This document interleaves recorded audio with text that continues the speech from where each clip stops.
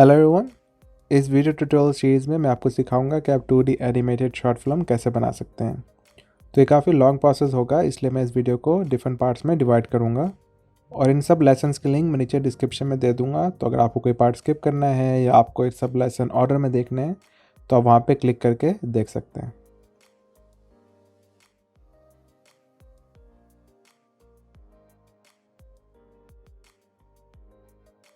तो इस लेसन में हम बात करेंगे आपके स्टोरी की कॉन्सेप्ट की, प्लानिंग की और टाइटल की। तो जो भी एनिमेशन या जो भी फिल्म होती है, म्यूज़िक वीडियो कुछ भी होता है, तो आपको उसके लिए एक प्लान चाहिए होता है।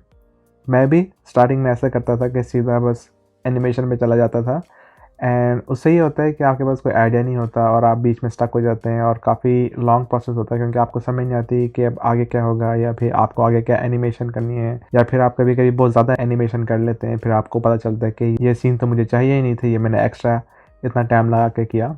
तो उसके लिए बहुत इंपॉर्टेंट होता है कि आपके पास एक प्लान हो। उसके लिए आप पेन या पेपर भी यूज़ कर सकते हैं या आप वर्ड डॉक्यूमेंट या MS वर्ड कुछ भी यूज़ करके बस आपको एक प्लान तैयार करना होता है। तो उसके लिए मैं यूज़ करूँगा नोटपैड।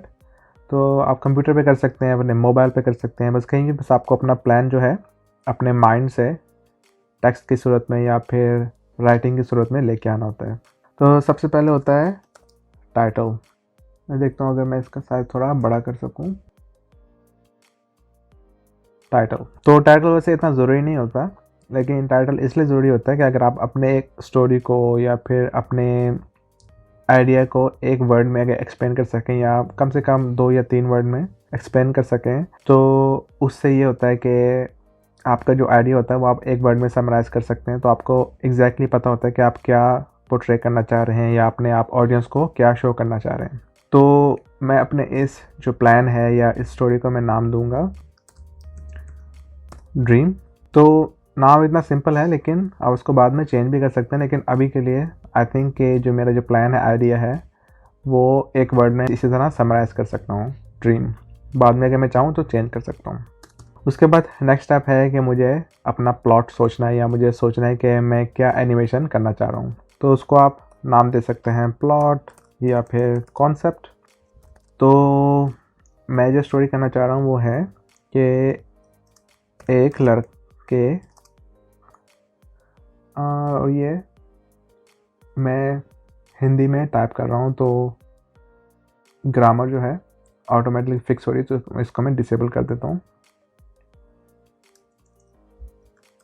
एक लड़के को एक लड़की से प्यार होता है, लेकिन उसकी शादी हो रही होती है एंड जब पोप पूछता है कि किसी को कोई एतराज़ है इस शादी से, तो वो लड़का बहुत हिम्मत जता के बोलता है कि आई लव यू। सब एकदम शॉक हो जाते हैं एंड कुछ देर खामोशी के बाद लड़की भी बोलती है कि आई ऑलवेज लव्ड यू। फिर वो लड़का उस लड़की को लेकर भाग जाता है शादी के वेन्यू से। फिर वो लड़का और लड़की सनसेट के पास बैठे होते हैं। रोमांटिक सीन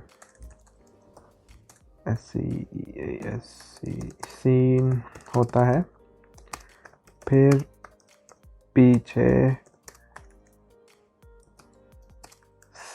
पीछे से आवाज़ आती है,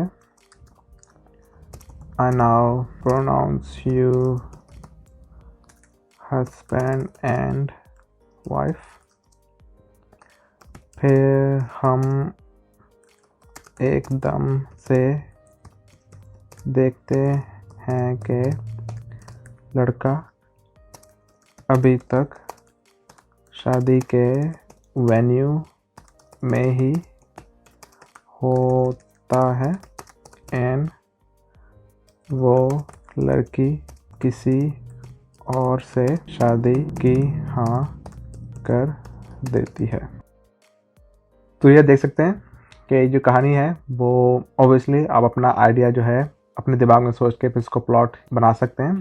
तो जो कहानी का भी मैंने एक वर्ड में समराइज किया था वो है ड्रीम। तो जो लड़का होता है वो सारा फैंटेसाइज कर रहा होता है, सोच रहा होता है, ख्वाब देख रहा होता है कि वो लड़की को लेकर भाग जाए और बहुत रोमांटिक सीन होता है। लेकिन जब वो देखता है तो वो सिर्फ सोच रहा होता है और लड़की की शादी दूसरे लड़के से हो जाती है।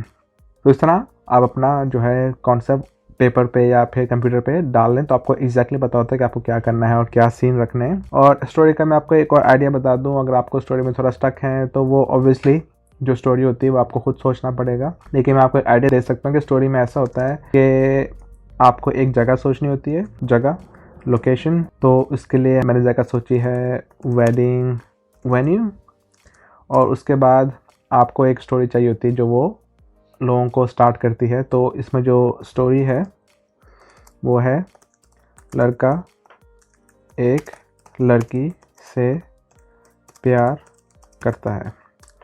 उसके बाद एक होता है चैलेंज, कि स्टोरी में अब चैलेंज क्या है। अगर बिल्कुल हैप्पी एंडिंग होती है, जैसे एक लड़का लड़की से प्यार करता है और वो एक दूसरे से शादी कर लेते हैं ये, लेकिन उसमें कोई चैलेंज नहीं है तो उसमें हमें एक चैलेंज भी डालना पड़ता है। तो इसमें जो चैलेंज है वो है लड़की किसी और से शादी कर रही है।